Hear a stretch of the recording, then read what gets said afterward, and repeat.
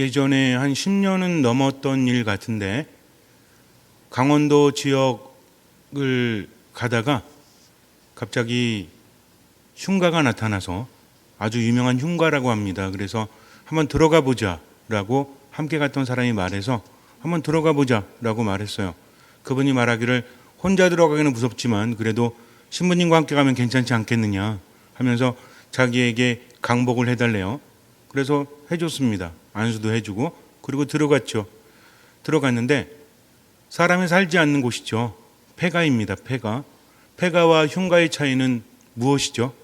폐가는 사람이 살지 않는 곳이고 흉가도 살지 않는 곳이다. 그런데 폐가하고 흉가는 차이가 있죠. 폐가는 무서운 곳이라기보다는 그냥 버려진 곳, 흉가는 귀신이 나오거나 뭔가 특별한 존재가 사는 곳. 그런데 폐가하고 흉가를 사람이 살지 않는 곳은 똑같지만 누가 살고 있는가로 나누어 본다면 조금은 이해하기 쉬울 것 같아요. 물론 저의 생각입니다. 폐가에는 아무도 살지 않는다? 과연 아무도 살지 않을까요? 들어갔을 때 그곳이 폐가인지 흉가인지 모르겠지만 어쨌든 들어갔는데 사람은 물론 살지 않았습니다. 그런데 바퀴벌레라든지 여러 가지 생물들이 살고 있더라고요. 사람이 살았을 때는 그런 것들이 잘 안 보이죠? 여러분들도 집에서 함께 살아갑니까? 그래 뭐 집이 다 나의 것이냐? 바퀴벌레도 살고 벌레도 살고 모기도 살고 곤충도 살고 하면서 함께 살아가세요? 그렇지 않죠? 사람이 살 때는 그런 것들이 살지 못하게 해요. 하지만 사람이 살지 않으면 여러 가지 동물들, 식물들 이런 것들이 삽니다. 한마디로 집이 점점 망가지고 있는 거죠. 주변을 살펴봤더니 귀신은 없었어요. 제 눈엔 보이지 않았습니다. 그분이 그러시더라고요. 밤에 와야 보일 것 같아요. 그래서 밤 12시 넘어가지고 다시 오자고 약속을 해놓고 안 갔어요. 뭐 특별히 찾아가 봤자 뭔가 보일 것 같지도 않아서 어쨌든 사람이 살지 않지만 다른 것들이 살아갑니다. 바퀴벌레나 쥐나 또 다른 것들, 아마 여기에 귀신까지 포함을 하면 흉가가 되겠죠. 어쨌든 사람이 살 수 없는 곳, 바로 그곳이 폐가나 흉가이지 않습니까? 이것은 굉장히 중요한 거예요. 사람이 살기에 적합하지 않습니다. 오히려 공포를 느끼고 편안할 수 없죠. 집이라는 곳은 편안해야 되죠. 밖에서 힘들고 괴로워도 편안한 집이 있다면, 그래서 즐거운 나의 집이란 노래도 있지 않습니까? 내가 가서 편히 쉴 수 있고 눈치 보지 않고 회복되어질 수 있는 곳, 치유받을 수 있는 곳이 바로 집이에요. 그래서 우리는 집에 관심이 많죠. 어떤 집이 좋아요? 비싼 집이 좋아요? 아니면 큰 집이 좋아요? 아니면 편안한 집이 좋아요? 편안한 집이 좋죠. 정말 그러시죠? 그렇습니다. 그런데 사람들은 자꾸만 더 비싼 집, 더 좋은 집을 추구하죠. 비싼 집이라고 해서 편안할까요? 그렇지 않은 것 같은데도 비싼 집이면 좋을 것 같아요. 그런 마음이 우리에게는 있지 않습니까? 여러분들은 아니시겠지만. 그래서 사람들은 더욱더 좋은 집과 비싼 집을 동일선상에 놓고 자꾸만 비싼 집으로 가려고 합니다. 집이란 무엇인지 다시 한번 생각해 봐야 될 시기인 것 같아요. 인간이 천년 만년 산다면 이런저런 경험 다 하면서 적합한 집을 찾겠지만 그럴 수 없잖아요. 점점 시간은 다가고 있는데 세상을 좀 편안하게 행복하게 살아야 되지 않습니까? 분주하게 편히 쉴 곳이 없는 상태로 자꾸만 다른 것만 추구한다면 우리들의 삶은 더 힘들고 더 스트레스 받고 더 괴로울 거예요. 그렇다면 과연 우리가 편히 쉴 수 있는 그런 집이 어디에 있을까? 눈에 보이는 집이 있는가 하면 보이지 않는 집이 있죠. 누군가 살아가는, 사람이 살지 않으면 점점 폐가는 흉가가 되지만 그러나 사람이 살면 그 집은 좋게 돼요. 우리 안에도 그런 집이 있습니다. 이 정도 말씀드리면 여러분들은 어느 정도 눈치를 채셨겠죠? 우리 안에 어떤 집이 있어요? 우리 마음 안에 두 글자로 된 집이 있죠? 양심이라는 집이 있습니다. 여기에는 누가 살아야 되죠? 내가 살고 하느님께서 사셔야 합니다. 하느님께서 내 양심에 계시면 우리는 편안할 수밖에 없죠. 하지만 하느님이 떠나시면 그 자리를 누가 채웁니까? 아무도 살지 않는 곳이 되는 것이 아니라 그 자리를 다른 것들이 채우게 된다는 것이 문제입니다. 그 집을 그냥 내버려 두지 않기 때문이죠. 누가 찾아와요? 우리의 양심이라는 곳이 하느님이 계실 때는 아무도 들어올 수 없습니다.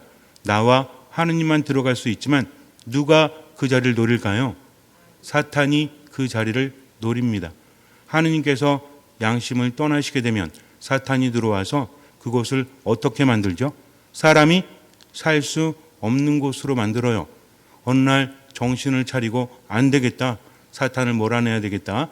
여러 가지 방법으로 몰아낼 수 있습니다. 사탄은 쫓겨나요. 그런데 밖을 돌아다니다가 아무리 찾아도 그 집만한 곳이 없어요. 근데 혼자 들어가기는 자신이 없습니다. 어떻게 합니까? 그보다 더 악한 영 7을 데리고 다시 찾아오죠. 그러면 당해낼 수 없어서 그 사람은 더욱더 안 좋아집니다. 그 영혼의 상태는 더욱더 안 좋아질 수밖에 없다라는 거죠. 이것을 예수님께서 비유로 말씀하십니다. 그렇다면 7의 더 악한 영과 함께 찾아온 그 영을 막기 위해서는 어떻게 해야 될까요? 그 집을 지키는 더 센 분이 계셔야 한다는 거죠. 그분은 누구십니까? 하느님이시죠. 하느님이 양심 안에 자리하고 계시면 악한 영이 들어올 수 없습니다. 편안하게 행복하게 치유를 받는다는 거죠. 행복이란 무엇입니까? 행복은 눈에 보이는 것이 아니라 보이지 않는 것이죠. 눈에 보이는 것을 통해서도 행복하다 말할 수 있지만 행복이라는 것은 우리 마음이 느끼는 거예요. 거기에는 무엇이 있을까? 많은 사람들이 행복하기 위해서는 무엇을 해야 될까? 그것을 찾고 있어요. 지금도 그렇습니다. 행복이란 무엇이다 여러 가지 정의가 있고 행복하기 위해서는 무엇을 해야 된다라고 말하고 있지만 우리에게는 아주 명확한 방법이 있죠. 우리는 그렇습니다. 신앙이 우리에게 영원한 생명을 주고 우리에게 생기를 줍니다. 신앙은 우리에게 길을 알려준다는 거죠. 예수님은 말씀하십니다. 나는 길이요 진리요 생명이다. 그래서 나를 따라오너라 라고 말씀하세요. 행복이 무엇이며 행복은 어떻게 찾을 수 있죠? 라고 누가 묻는다면 아니 내가 내 자신에게 묻는다면 나는 대답할 수 있습니다.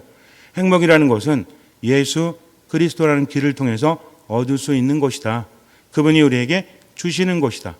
예수님을 따라서 내 양심에 들어갈 때 예수님 말씀대로 살아갈 때 내 양심에는 하느님이 계신다. 왜? 예수님 말씀대로 살면 예수님께서 뭐라고 하셨죠? 내 계명을 지키면 나와 아버지가 그에게로 가서 그와 함께 살 것이다라고 말씀하십니다. 굉장히 구체적이죠. 추상적인 것이 아닙니다. 즉 행복하기 위해서는 눈에 보이지 않는 내 양심이 생명력으로 가득 차야 되는데 그러기 위해서는 하느님께서 계셔야 되고 그것을 위해서는 내가 예수님의 뜻대로 살아가면 된다. 그럴 때 내 양심 안에 하느님이 계시고 나는 행복할 수밖에 없다라는 거죠. 이 길을 우리는 알고 있습니다. 그래서 길을 찾아 헤매일 필요는 없어요. 그 길을 가기만 하면 된다라는 거죠. 인생이라는 것은 그렇습니다. 살아가면 살아갈수록 깨달음이 있죠. 체험이 있어요. 체험이라는 것은 우리를 강하게 만들지 않습니까? 그런데 나만의 체험이 있는가 하면 다른 사람의 체험을 통해서도 우리가 배울 수 있는 것이 있죠. 다 살아볼 수는 없잖아요. 사람을 죽인다, 물건을 훔친다, 나쁜 짓을 한다. 그러면 안 된다라는 것을 우리는 알고 있죠. 다 해봐야 돼요. 사람도 한번 죽여보고 도둑질도 한번 해보고 나쁜 짓도 좀 해보면서 다 해보고 체험해야 됩니까? 그렇지 않다는 거죠. 내 삶을 통해서 다른 것들도 유추해 볼 수 있고 간접적으로 체험해 볼 수 있다는 것입니다. 헤로데라는 사람이 있습니다. 이 헤로데는 어떤 사람이었죠? 요한을 죽인 사람이었죠. 그런데 성경에 헤로데는 유명한 사람이 2명이 나온다는 것을 우리는 알아야 돼요. 예수님께서 태어나셨을 때 예수님을 죽이려고 했던 헤로데는 헤로데 대왕이에요. 그리고 요한을 죽인 사람은 그 헤로데 대왕의 아들입니다. 헤로데의 딸들이 많이 있었어요. 그 중에서 3명이 나중에 남게 되는데 헤로데 아르켈라오, 헤로데 안티파스, 헤로데 필리포스라는 사람이 있습니다. 이 중에서 첫째가 헤로데 안티파스예요. 이 사람은 아버지가 물려주신 땅의 일부를 다스리고 있었습니다. 세 형제가 나눠서 다스리고 있었죠. 근데 헤로데 대왕도 정상적인 삶을 살지 못했죠. 그는 어땠습니까?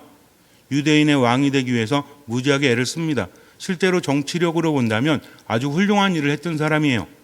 그 누구보다도 대단했어요. 심지어는 다윗보다도 더 많은 일을 했다라고 평가를 받습니다. 그러나 그에게는 컴플렉스가 있었죠. 온전한 유대인이 아니었다는 거예요. 하느님께 선택받은 선민이 아니었다는 것이 그의 컴플렉스가 되어서 그를 미치게 만듭니다. 자기 자식들도 죽여요. 왕위를 노릴까 봐. 예수님을 죽이려고 했던 이유가 뭐죠? 이스라엘의 왕이 나셨다는 말 때문에 완전히 도른 겁니다. 이 사람이. 왜? 왕이 누구였어요? 자기였잖아요. 하지만 예수님은 그런 왕이 아니었잖아요. 세상의 왕으로서, 영적인 왕으로서 인간을 구원하실 분. 그러나 그는 자기가 왕위를 차지하고 있기 때문에 새로운 왕이 태어났다. 이것은 곧 내 자리를 위협한다는 것으로 받아들였기 때문에 겉으로는 안 그런 척했지만 동방 박사들에게도 어디에 있는지 알려달라고 하죠. 새로 난 왕이 있어서 그분을 찾게 되면 나에게도 알려주시오. 내가 가서 경배하겠소 했지만 실제로는 어떻게 하려고 했죠?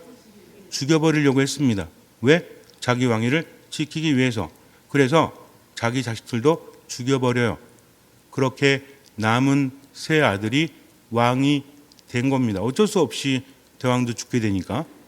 그 자식들에게도 컴플렉스가 있겠죠, 당연히. 그런 아버지를 보면서 평생 살았잖아요. 언제 죽을지 모르잖아요. 형제들이 죽어가는 것을 보면서 안 되겠다 하면서 살아남기 위해서 얼마나 발악을 했을까요? 그러다 보니까 자기 자리에 대한 그런 집착이 클까요, 작을까요? 클 수밖에 없죠. 살기 위해서 가져야 된다. 살기 위해서 관계를 맺어야 된다. 이런 것들이 그들에게 중압감으로 다가왔을 거예요. 참으로 복잡합니다. 왕이 되어서 다스림에도 불구하고 아직은 완전하지 않죠. 그러다가 나바테아 왕국의 공주와 결혼을 하게 됩니다. 대부분 왕자들의 결혼은 정략적이죠. 주변에 있던 나바테아 왕국의 공주와 결혼을 했는데 그 결혼 생활이 원만할 리가 없죠. 원해서 한 결혼이 아니었기 때문에. 그러다가 나중에는 자기 형제 필리포스의 아내와 또 결혼을 하게 돼요. 형제의 아내와 결혼을 하게 됐다. 그 형제가 죽지 않았는데 이게 사실은 이스라엘이나 근동지방에서는 아주 자연스러운 일이었습니다.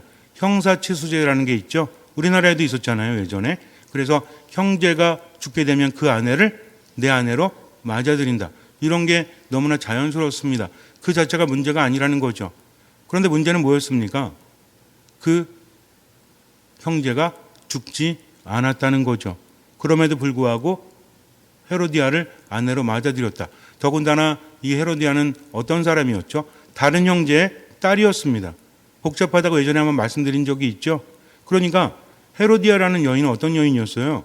자기 형제의 아내일 뿐만 아니라 또 다른 형제의 딸이었다. 즉 조카였습니다. 그러다가 또 부인이 된 거죠. 이런 족보를 우리가 무슨 족보라고 하죠? 계족보라고 하잖아요. 그러나 이스라엘에서 이것은 너무나 당연한 일이라고는 할 수 없겠지만 자연스러운 일이었습니다. 형제들의 자식들과 결혼하는 것이 우리나라의 사고방식으로 이해할 수 없지만 그때 당시에 이스라엘에서는 이런 것들이 자연스러운 일이었다는 거죠. 문제는 뭐였습니까? 그 남편이 죽지 않았는데 아내로 맞아들였다. 그런데 그 이면을 본다면 이것은 헤로데도 정말 엄청난 사람이었지만 그의 아내 헤로데디아는 더 그랬어요. 이 여인은 어떤 여인이었냐면 왕가의 혈통을 가지고 있습니다. 왜? 어머니가 유대 계열이거든요. 그러니까 이 사람은 뭐냐면 여인이긴 여인이었지만 아주 대단한 사람이었고 야심이 컸어요. 보통 그 시대에는 지금하고 다르게 그 시대에는 여인들이 자기의 야망을 펴기 위해서는 누굴 잘 잡아야 돼요? 남자를 잘 잡아야지. 왜? 자기는 어쩔 수가 없잖아요. 시대적인 한계가 있지 않습니까? 여자들이 대단해도 할 수 있는 일이 없죠. 근데 누구를 발판으로 삼아서 누굴 조종할 수 있죠? 남자를 조종할 수 있잖아요. 그래서 역사적으로 볼 때는 지금은 그런 일이 없지만 남자 뒤에는 누가 있다? 여자가 있다. 어떤 여자가 있다? 이쁜 여자가 있다고요? 물론 그럴 수도 있겠지만 정말 똑똑하고 정치력을 가지고 있고 야심이 큰 여인들이 있다. 그래서 남자를 조종해서 세상을 움직인다는 말도 있지 않습니까? 이게 딱 들어맞은 거예요. 그래서 둘이 결혼했다는 것은 서로 사랑했다라기보다는 정치적으로 맞았다는 거죠. 그래서 혼인을 합니다. 그리고 잘 살았으면 되는데 외치는 사람이 있어요. 누구였습니까? 세례자 요한이었죠. 동기간의 아내를 데리고 사는 것은 옳지 않습니다 하면서 외쳐댑니다. 죽여버리고 싶죠. 자꾸 그렇게 말하니까. 그런데 문제는 뭐였어요?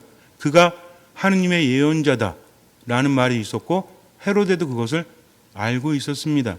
그래서 듣기는 싫지만 들을 수밖에 없었고요. 너무 심하게 할 때는 감옥에 가두지만 죽일 수가 없어요. 왜? 양심에 걸리니까. 어떻게든 죽일 수는 있겠죠. 그러나 내 양심에 따라서 살 수밖에 없기 때문에 괴로우면서도 죽이지도 못하고 살리지도 못합니다. 그러던 어느 날 생일날이 되었을 때 딸이었던 살로메, 성경에 이름이 나오지 않지만 살로메가 춤을 춥니다. 너무 잘 췄나 봐요. 그래서 주변에 있던 사람들과 함께 칭찬을 하면서 너의 소원이 무엇이냐? 무엇이든 들어주겠다. 심지어는 내 왕국의 반이라도 떼어주겠다. 말해 보아라 라고 말합니다. 그런데 이 딸 살로메는 헤로디아의 딸이었어요. 실제로 헤로데 안티파스의 딸은 아니었다라고 합니다. 그 전에 헤로디아가 낳았던 딸이라는 거죠. 필립보의 딸이었어요. 자신의 딸은 아니었지만 결혼하면서 데리고 온 거죠. 그래서 딸로 헤로데는 받아들였어요. 살로메가 헤로디아에 가서 말하죠. 근데 실제로 헤로디아는 어땠어요? 세례자 요한에게 앙심을 품은 사람이었어요. 그 전부터 죽이고 싶었습니다. 근데 헤로데가 우유부단해서 죽이지 못하니까 옆에서 답답했던 거죠. 그래서 머리를 씁니다. 참 여자들이 머리가 좋은 것 같아요. 이번 기회를 놓치지 않도록 우유부단함을 채워주는 거죠. 성경에서 뭐라고 합니까? 좋은 기회가 왔다. 헤로데도 죽이고 싶었지만 죽일 수 없었는데 좋은 기회가 왔다라고 말하고 있어요. 그래서 살로메가 가서 말을 하죠. 세례자 요한의 목을 당장 베어서 가져다 주십시오. 헤로데는 괴로워합니다. 왜 괴로워했을까요? 여기서 우리가 묵상을 해야 돼요. 그는 왜 괴로워했을까요? 세례자 요한을 죽이고 싶었을까요? 아니면 죽이고 싶지 않았을까요? 죽이고 싶었겠죠. 그러나 죽일 수 없었겠죠. 죽이고 싶지만 죽이고 싶지 않은 겁니다. 이게 이해가 되십니까? 먹고 싶지만 먹고 싶지 않은 것? 어쨌든 삶의 경험을 통해서 우리는 분명히 아니라는 거 알면서도 하고 싶은 게 있죠. 그러면서도 하지 못하는데 누가 등 떠밀어주면 이런 말 있지 않아요? 울고 싶은데 뺨 때려준다. 저만 합니까 이 말? 나는 막 울고 싶은데 그런 기회가 없었죠. 근데 누가 한 대 때렸어. 그러니까 어때? 펑펑 울고 있는 거죠. 이런 기회가 왔습니다. 그래서 괴롭지만 죽여요. 지금은 괴롭지만 그래 어쩔 수 없잖아. 내가 죽이고자 한 거 아니잖아. 내가 약속을 했는데 왕이 약속했는데 어길 수 없지. 내 마음은 괴롭지만 그래 어쩔 수 없어. 세례자 요한을 죽여라. 내심은 어땠을까요? 내가 한 거 아니야. 어쩔 수 없어. 그러면서 이제 세례자 요한이 죽으면 예전처럼 불편함은 없겠지라고 생각하지 않았을까요? 아무리 약속을 했다고 할지라도 그건 아니지. 내 왕국의 절반을 달라고 그래. 차라리 내가 요한을 죽일 수는 없어 라고 말할 수 있었을 겁니다. 그러나 그런 선택을 하지 않아요. 지금은 괴롭지만 죽어버리면 나중엔 편해지겠지. 요 뉘앙스 좀 아십니까? 내가 어떻게 할 수 없는데 누가 하라고 그러니까 그래 뭐 어쩔 수 없는데 몰라 나는 그러고 싶지 않아. 해버렸어요. 그 다음은 편할 거라고 예상하지 않았겠습니까? 편했을까요? 어쩌면 눈에 보이는 걸림돌은 없애버렸지만 그의 양심이 점점 죽어갑니다. 양심이 죽어가면 양심이 굳어버리면 편할 것 같죠? 그렇지 않아요. 생기가 사라지게 됩니다. 뭘 해도 행복하지 않으니까 자꾸만 새로운 것들을 추구해보지만 점점 우울감은 깊어갈 수밖에 없죠. 마음속에 남아 있습니다. 그러던 어느 날 예수님께서 나타나셨을 때 사람들은 여러 가지로 평합니다. 죽었던 세례자 요한이 살아났다. 그렇지 않으면 어떻게 저런 기적을 행할 수 있을까? 아니다. 옛 예언자들과 같은 사람이다. 소문이 무성합니다. 엘리야다. 이런 말도 있어요. 근데 헤로데는 어떻게 받아들이죠? 그 많은 소문 중에서도 딱 걸리는 게 있죠. 여태까지 안 그런 척했지만 세례자 요한을 죽인 다음에 마음속에 남아 있었습니다. 양심에 걸렸던 거죠. 그는 내가 죽인 세례자 요한이다 라고 생각을 합니다. 그러면서 예수님을 만나보고자 하죠. 헤로데는 어땠을까요? 그 다음에 삶이 행복했을까요? 그렇지 않았어요. 첫 번째 분이었던 나바타의 공주, 그의 아버지가 일을 갑니다. 그래서 쳐들어와요.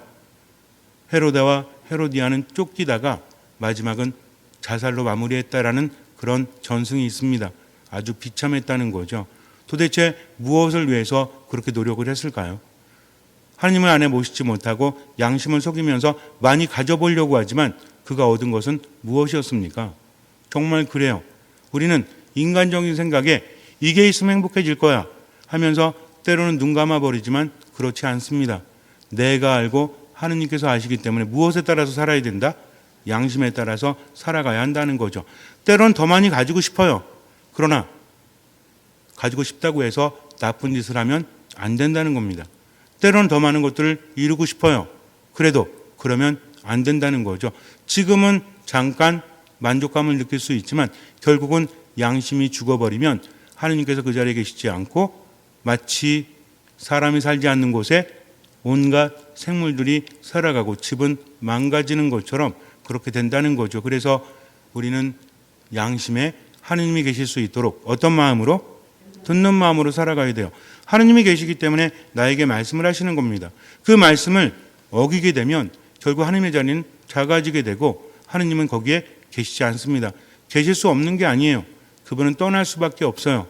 내가 그분을 믿지 못하고 받아들이지 못하기 때문에 하느님이 떠나시면 그 집은 사람이 살 수 없는 집이 된다는 겁니다. 즉 폐가가 되고 흉가가 되는 거죠. 우리에게 있어서 폐가는 흉가는 다른 개념이에요. 세상 사람들에게 폐가는 사람이 살 수 없는 곳, 흉가는 귀신이 사는 곳이지만 우리에게 폐가는 하느님이 떠나신 곳, 그래서 점점 죽어가는 양심과 같다는 겁니다. 흉가는 하느님이 아닌 누가 사는 곳? 악령들이 살아가는 곳. 악령들은 사람을 죽이는 존재죠. 그래서 점점 힘들고 점점 괴롭게 여깁니다. 그래서 정말 중요한 것은 지금 이 순간에 무엇의 소리에 따라서 양심의 소리에 따라서 살아가야 돼요. 그래야만 두 발 쭉 뻗고 편히 살 수 있는 겁니다. 그렇지 않으면요. 눈 감아버리면 점점 내 삶은 피폐해져 가요. 점점 내 삶은 힘들어 간다는 거죠. 그러면서 자꾸자꾸 행복을 느끼지 못하니까 괴롭습니다. 그러면서도 깨닫지 못하고 누구 탓만 해요? 하느님 탓하고 남 탓만 하니까 나아지는 것은 아무것도 없다.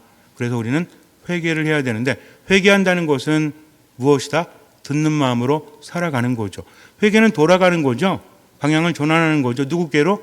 하느님께도. 하느님께서 내 안에 계실 수 있도록. 근데 어떻게 하면 돼요?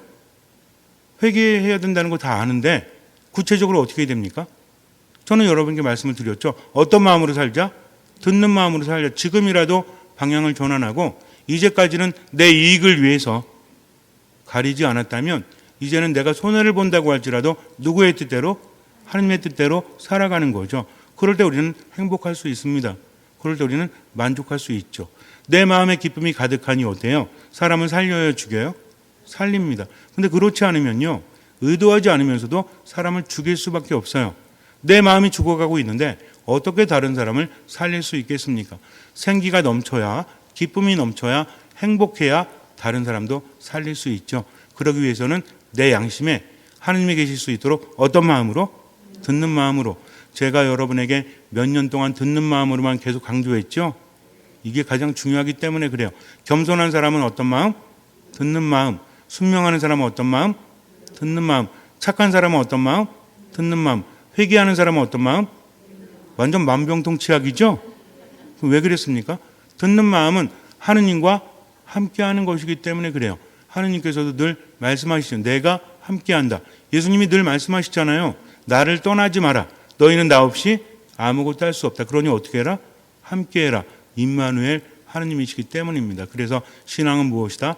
지금 여기에서 하느님과 함께하고 듣는 마음으로 살아가는 거다. 들리면 어떻게 한다? 실천하기 위해서 최선을 다하는 거죠. 집착할 수밖에 없습니다. 집착을 버린다고요? 이게 쉬운 문제인 것 같아요. 그렇지 않아요.